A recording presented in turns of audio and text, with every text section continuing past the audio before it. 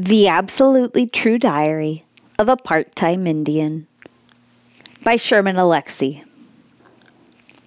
Chapter 8. How to Fight Monsters. The next morning, Dad drove me the 22 miles to Reardon. "I'm scared," I said. "I'm scared too," Dad said. He hugged me close. His breath smelled like mouthwash and lime vodka. "You don't have to do this," he said. "You can always go back to the res school." "No," I said. "I have to do this." Can you imagine what would have happened to me if I'd turned around and gone back to the res school? I would have been pummeled, mutilated, crucified. You can't just betray your tribe and then change your mind 10 minutes later. I was on a one-way bridge. There was no way to turn around, even if I wanted to. "Just remember this," my father said. "Those white people aren't better than you." But he was so wrong, and he knew he was wrong. He was the loser Indian father of a loser Indian son living in a world built for winners.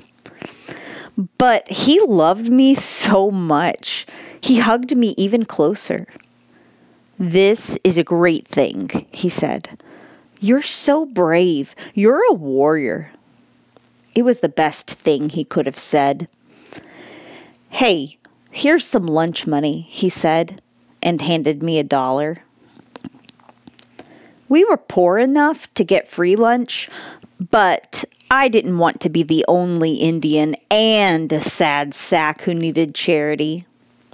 "Thanks, Dad," I said. "I love you," he said. "I love you too." I felt stronger as I stepped out of the car and walked to the front door. It was locked.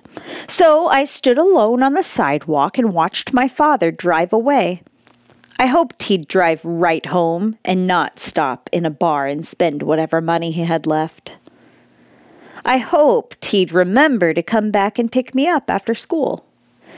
I stood alone at the front door for a few very long minutes. It was still early, and I had a black eye from Rowdy's goodbye punch.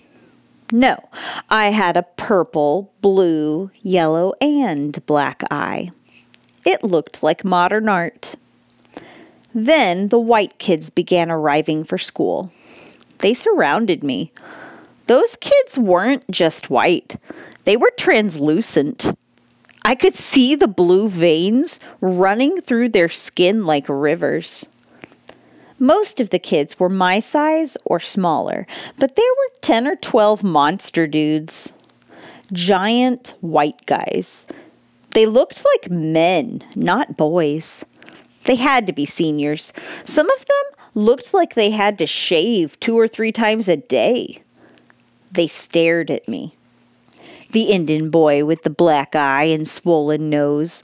My going-away gifts from Rowdy. Those white kids couldn't believe their eyes. They stared at me like I was Bigfoot or a UFO. What was I doing at Reardon? Whose mascot was an Indian, thereby making me the only other Indian in town?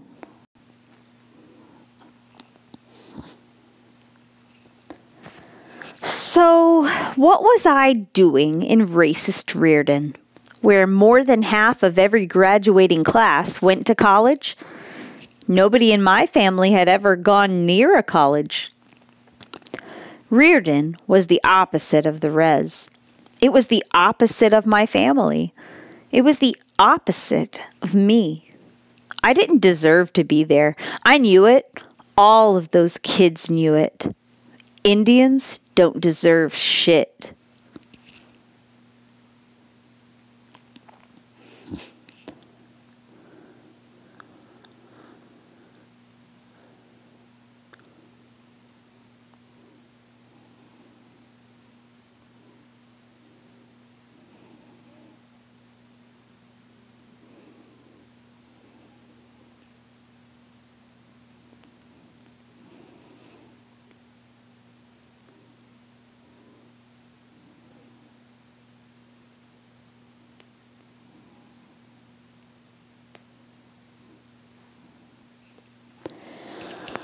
So, feeling worthless and stupid, I just waited.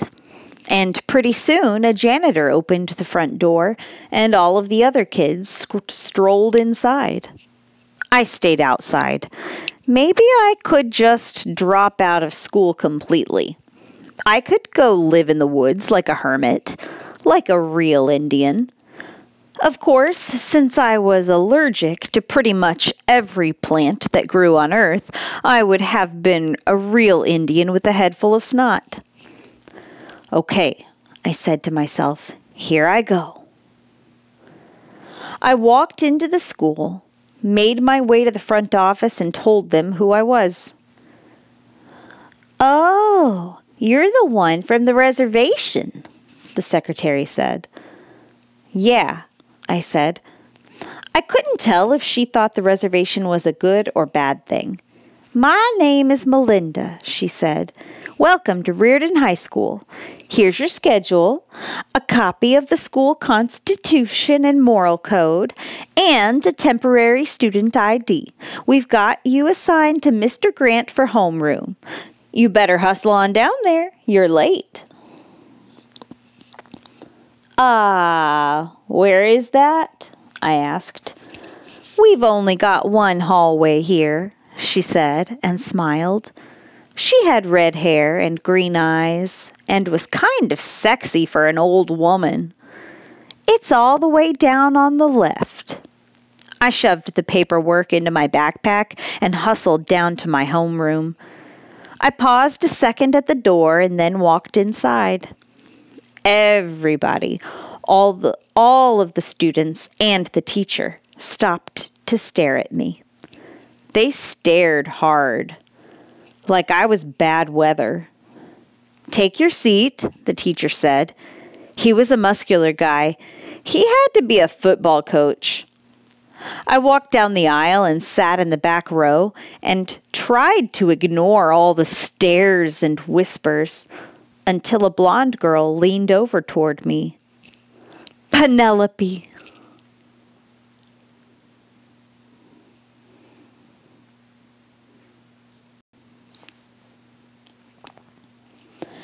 Yes, there are places left in the world where people are named Penelope. I was emotionally erect. What's your name? Penelope asked. Junior, I said. She laughed and told her girlfriend at the next desk that my name was Junior. They both laughed. Word spread around the room, and pretty soon, everybody was laughing. They were laughing at my name. I had no idea that Junior was a weird name. It's a common name on my res, on any res. You walk into any trading post on any res in the United States and shout, "Hey, Junior!" And 17 guys will turn around. And 3 women. But there were no other people named Junior in Reardon. So I was being laughed at because I was the only one who had that silly name. And then I felt smaller because the teacher was taking roll and he called out my name. Arnold Spirit, the teacher said. No, he yelled it. He was so big and muscular that his whisper was probably a scream. Here, I said as quietly as possible. My whisper was only a whisper. Speak up, the teacher said. Here, I said. My name is Mr. Grant, he said. I'm here, Mr. Grant. He moved on to the other students, but Penelope leaned over toward me again. But she wasn't laughing at all. She was mad now. I thought you said your name was Junior, Penelope said. She accused me of telling her my real name. Well, okay, it wasn't completely my real name. My full name is Arnold Spirit Jr., but nobody calls me that. Everybody calls me Junior. Well, every other Indian calls me Junior. My name is Junior, I said. And my name is Arnold. It's Junior and Arnold. I'm both. I felt like two different people inside of one body. No, I felt like a magician slicing myself in half, with Junior living on the north side of the Spokane River and Arnold living on the south. Where are you from? She asked. She was so pretty and her eyes were so blue. I was suddenly aware that she was the prettiest girl I had ever seen up close. She was movie star pretty. Hey, she said, I asked you where you're from.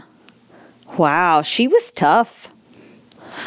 Welpinit, I said, up on the the reservation. Oh, she said, that's why you talk so funny. And yes, I had that stutter and lisp, but I also had that sing-song reservation accent that made everything I said sound like a bad poem. Man, I was freaked. I didn't say another word for 6 days. And on the 7th day, I got into the weirdest fist fight of my life. But before I tell you about the weirdest fist fight of my life, I have to tell you the unofficial and unwritten, but you'd better follow them or you're going to get beaten twice as hard, Spokane Indian rules of fisticuffs. 1. If somebody insults you, then you have to fight him. 2. If you think somebody is going to insult you, then you have to fight him. 3. If you think somebody is thinking about insulting you, then you have to fight him. 4. If somebody insults any of your family or friends, or if you think they're going to insult your family, or if you think they're thinking about insulting your family or friends, then you have to fight him. 5. You should never fight a girl unless she insults you, your family, your friends, then you have to fight her. 6. If somebody beats up your father or your mother, then you have to fight the son and or daughter of the person who beat up your father or mother. 7. If your mother or father beats up somebody, then that person's son and or daughter will fight you. 8. You must always pick fights with the sons and or daughters of any Indians who work for the Bureau of Indian Affairs. 9. You must always pick fights with the sons and or daughters of any white people who live anywhere on the reservation. 10. If you get in a fight with somebody who is sure to beat you up, then you must throw the first punch because it's the only punch you'll ever get to throw. 11.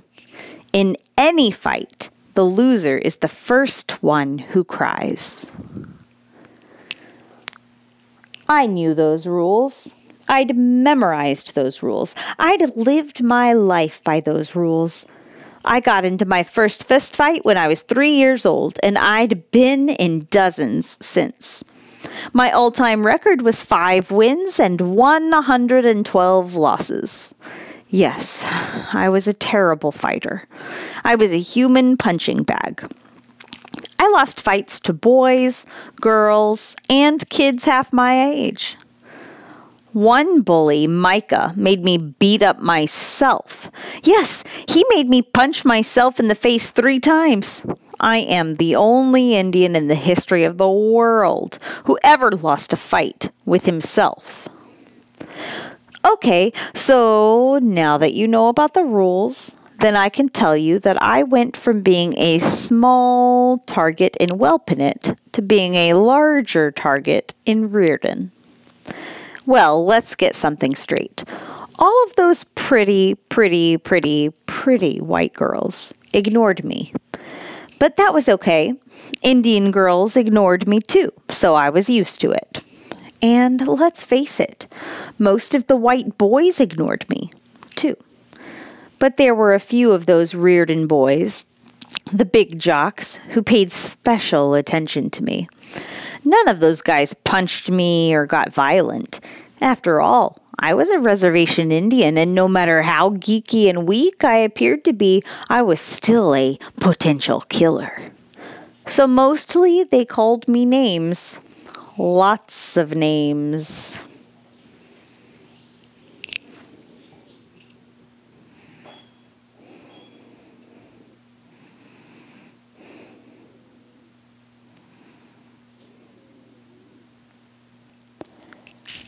And yeah, those were bad enough names, but I could handle them, especially when some huge monster boy was insulting me.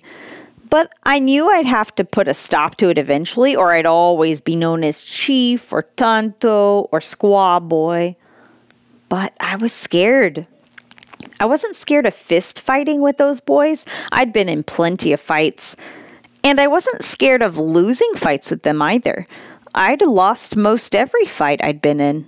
I was afraid those monsters were going to kill me. And I don't mean kill as in metaphor. I mean kill as in beat me to death. So, weak and poor and scared, I let them call me names while I tried to figure out what to do. And it might have continued that way if Roger the Giant hadn't taken it too far. It was lunchtime, and I was standing outside by the weird sculpture that was supposed to be an Indian. I was studying the sky like I was an astronomer, except it was daytime and I didn't have a telescope. So I was just an idiot. Roger the Giant and his gang of giants strutted over to me. "Hey, Chief," Roger said. It seemed like he was 7 feet tall and 300 pounds. He was a farm boy who carried squealing pigs around like they were already thin slices of bacon. I stared at Roger and tried to look tough. I read once that you can scare away a charging bear if you wave your arms and look big. But I figured I'd just look like a terrified idiot having an arm seizure. "Hey, Chief," Roger said, "you want to hear a joke?" "Sure," I said. "Did you know that Indians are living proof that buck buffalo?" I felt like Roger had kicked me in the face. That was the most racist thing I'd ever heard in my life. Roger and his friends were laughing like crazy. I hated them, and I knew I had to do something big. I couldn't let them get away with that shit. I wasn't just defending myself. I was defending Indians, black people, and buffalo. So I punched Roger in the face. He wasn't laughing when he landed on his ass. And he wasn't laughing when his nose bled like red fireworks. I struck some fake karate pose because I figured Roger's gang was going to attack me for bloodying their leader. But they just stared at me. They were shocked. "You punched me," Roger said. His voice was thick with blood. "I can't believe you punched me." He sounded insulted. He sounded like his poor little feelings had been hurt. I couldn't believe it. He acted like he was the one who'd been wronged. "You're an animal," he said. I felt brave all of a sudden. Yeah, maybe it was just a stupid and immature schoolyard fight. Or maybe it was the most important moment of my life. Maybe I was telling the world that I was no longer a human target. "You meet me after school right here," I said. "Why?" he asked. I couldn't believe he was so stupid. "Because we're going to finish this fight." "You're crazy," Roger said. He got to his feet and walked away. His gang stared at me like I was a serial killer, and then they followed their leader. I was absolutely confused. I had followed the rules of fighting. I had behaved exactly the way I was supposed to behave. But these white boys had ignored the rules. In fact, they followed a whole other set of mysterious rules where people apparently did not get into fistfights. "Wait," I called after Roger. "What do you want?" Roger asked. "What are their rules?" "What rules?" I didn't know what to say, so I just stood there, red and mute like a stop sign. Roger and his friends disappeared. I felt like somebody had shoved me into a rocket ship and blasted me to a new planet. I was a freaky alien, and there was absolutely no way to get home.